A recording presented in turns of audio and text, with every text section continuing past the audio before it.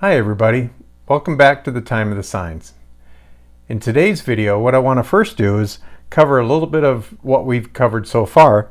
Video number 1 was called the Revelation Roadmap, and in that we talked about the seals, trumpets, bowls, and woes, and how that defines the backbone structure of the Revelation.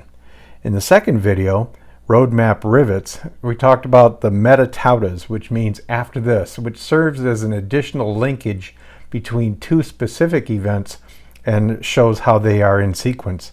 Also addressed the idea that there are 67 occurrences of the word then, which also serves as a indication of the continuity of the book.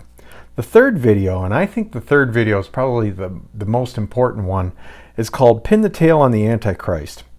And that is where we addressed which candidate, whether it be the white horse rider of the first seal or Apollyon of the fifth trumpet, meets the criteria for the Antichrist. And I think this point is probably one of the most crucial things in studying the Revelation.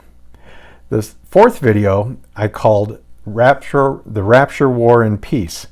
And what I did is covered a graphic comparison of the pre, mid, post, and the pre-trumpets rapture scenarios. I also made a very brief video indicating that the comments on the videos in YouTube are turned off, and I invite everyone to come to Facebook and find me there. And also too, there's a discussion group called the Time of the Signs, and I'll put a link for it in this video so that you can find that. But if you look for Phil Koulis on Facebook or the Time of the Signs, you should be able to find it. In today's video, we're going to cover Revelation chapter 4 and 5, primarily chapter 5, which addresses some of the things that a lot of people seem to have a little bit of confusion about. Okay, so let's just dive right in. In Revelation chapter 4, John looks and beholds a door in heaven open, and he hears a voice like a trumpet speaking to him, saying, "Come up here, and he will show you the things that must take place after this." So John gets called up into heaven and sees the throne room of God. He sees God sitting on his throne. He sees the 4 living creatures around the throne, and he also sees the 24 elders. So there's not really a whole lot of controversial things here. It's basically a description of what he saw, and you can study that at your leisure. The one thing that I wanted to point out here is that the one thing that he says is not there is a multitude of saints. This is important, and a lot of people think that John represents the church and that he is the multitude of saints. But one thing that's interesting to note is that in this whole revelation, John goes back to exactly where he was before the vision started. So John is not the church. What I want to focus on in this video is Revelation chapter 5 and the things that we find there. In Revelation chapter 5, it says, "And I saw in the right hand of him who sat on the throne a scroll written inside and on the back, sealed with 7 seals. Then I saw a strong angel proclaiming with a loud voice, 'Who is worthy to open the scroll and to loose its seals?' And no one in heaven or on the earth or under the earth was able to open the scroll or to look at it. So I wept much because no one was found worthy to open and read the scroll or to look at it. But one of the elders said to me, 'Do not weep. Behold, the Lion of the tribe of Judah, the Root of David, has prevailed to open the scroll and to loose its 7 seals.'" Although I addressed it in the first video that I did, I would like to go back over the actual mechanics of the scroll that's being depicted here. A lot of people see the scroll as a rolled up paper that has 7 seals along the leading edge, but that doesn't match what the scripture actually says. So what I've done is I've made up a slide here showing a depiction of this. And in this example, it's impossible to meet the description of the text of the scripture where it says twice, "Open the scroll and loose its seals." This example works well for a graphic visualization, but it's misleading. Using this method, all the seals must be opened before the scroll can be opened. Many people believe this is an accurate portrayal of the scroll. Notice it is impossible to see any writing on the inside of the scroll. So I think a better explanation of how this scroll mechanically works is that there's one seal on the outside edge, and then the rest of them are internal, if you recall that little visual demonstration from the first video that I did. And so I made up another slide, and in this example it follows the description of the scripture where it says, "Open the scroll and loose its seals." The seals are placed internally within the scroll. Notice it is impossible to see any writing on the inside of the scroll. However, the inside can be read with only one seal opened. And so the idea of whether or not the seals are internal or external has sparked some debate and some argument, which, I'm not trying to make an argument here, I'm just trying to present a view. And it's been presented to me that there is another alternative to it, and it looks something like this. This depiction is a compromise that allows for the seals to be seen all at the same time.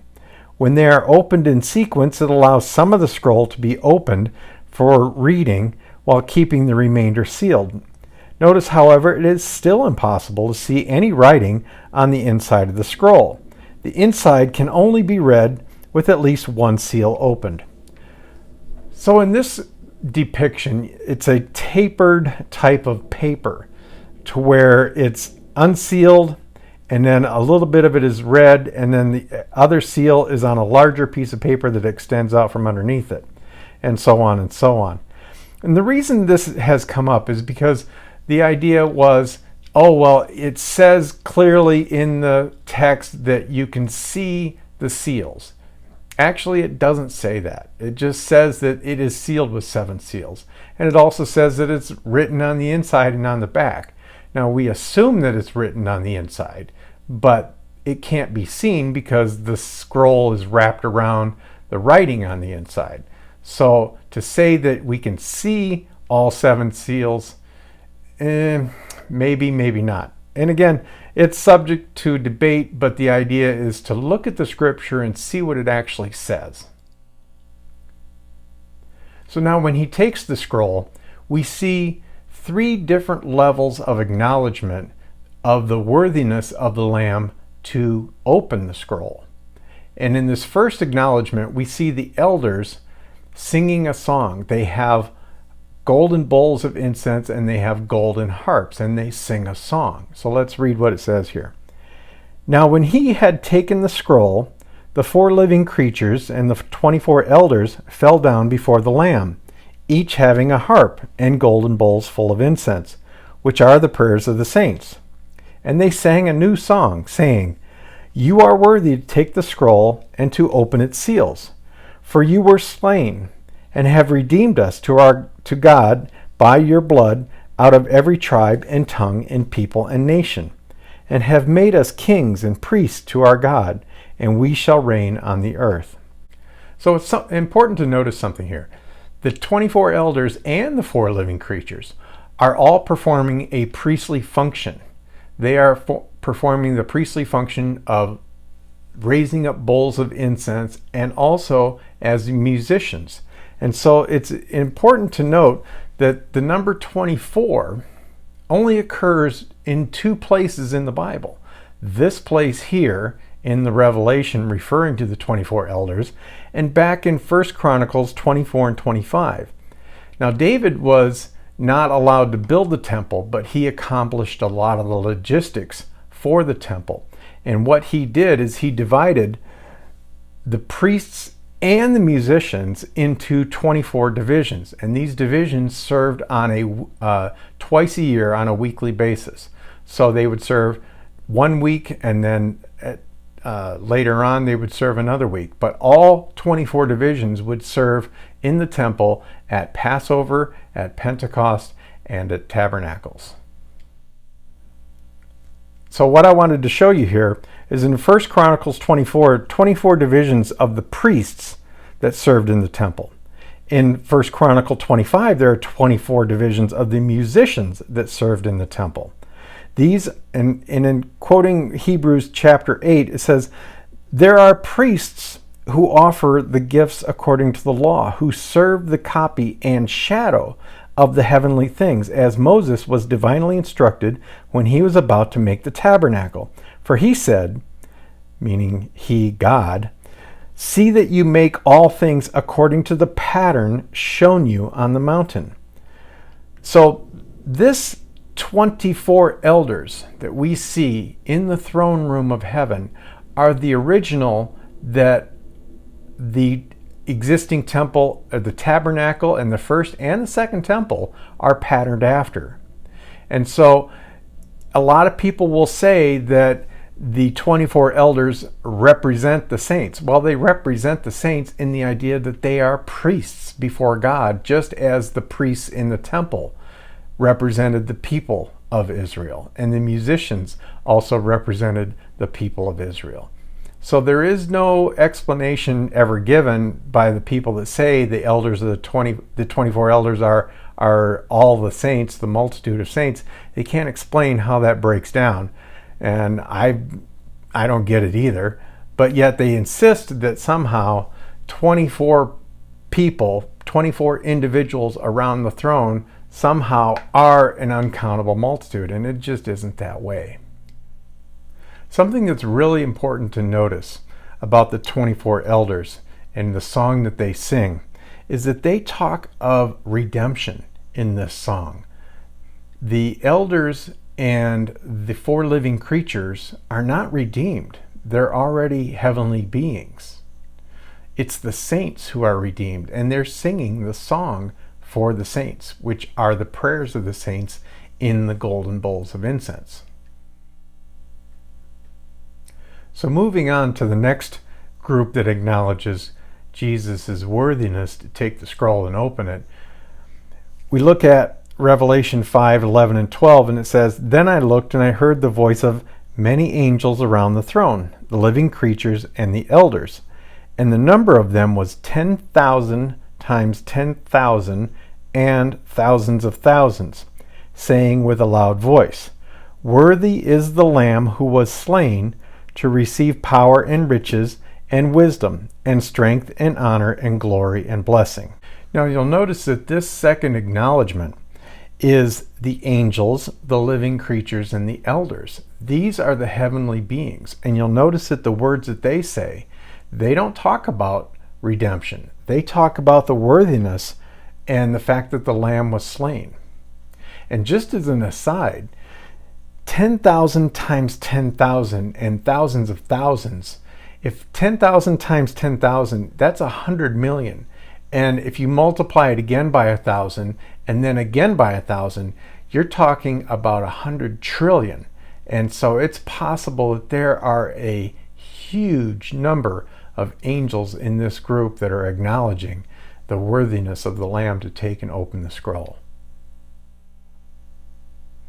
The final group that we come to is all the living creatures that are on the earth and in heaven. And in Revelation chapter 5, verse 13, it says, and every creature which is in heaven and on the earth and under the earth, and such as are in the sea and all that are in them, I heard saying, blessing and honor and glory and power be to him who sits on the throne and to the Lamb forever and ever. And you'll notice that this group of beings cannot talk about salvation or redemption either. And it's also interesting to note that John can hear what the animals are saying and understand them. So yes, the animals can talk. So when it comes to something like a talking serpent in the Garden of Eden or Balaam's talking donkey, it's not that unusual when you take this into consideration that all the animals have a voice, and that in the presence of God, we can hear what the animals have to say. So just to summarize, chapter 4, we talked about the throne room of heaven and The one thing that I wanted to stress about chapter 4 is that the one thing that we don't see there is we don't see a multitude of raptured saints. Yes, John is up there and he's taken up there to see the things that are about to happen, but he is not the church. He is an individual person. The second thing that we saw was in chapter 5, the scroll, and we talked a little bit about the mechanics of it, how the seals work on that. And then finally, there's 3 groups that acknowledge the worthiness of the Lamb to take the scroll and open it. And the first group is the 24 elders and the 4 living creatures, and they sing a song. They perform a priestly function of lifting up bowls of incense, which are the prayers of the saints. And the prayers of the saints are the song that they sing. And the song is talking about having been redeemed. The second group acknowledging is the 24 elders, the 4 living creatures, and about 100 trillion angels. That's a lot. And then also the third group is all the animals that are living on the earth and then also in heaven, I would imagine.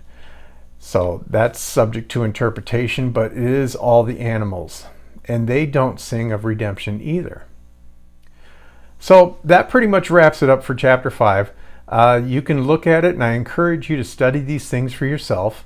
And don't take my word for it. Look at it, study it, think about it, pray about it, and see what God has to say to you about it. And again, keep in mind Revelation chapter 1, verse 3, and I'm paraphrasing, read it as it is, hear it as it is, keep it as it is. And then also, too, an admonishment in Revelation 22, 18, and 19, don't add anything to this prophecy and don't take anything away from it. So until next time, if you like this video, give me a like. If you want to subscribe, I encourage you to subscribe. But more importantly, I'd like you to see if you could find me on Facebook and find my discussion group called The Time of the Signs. And I encourage you to come there and add comments and get a discussion going, and that we can talk about these things and see what you think. And in the meantime, God bless you and have a good night.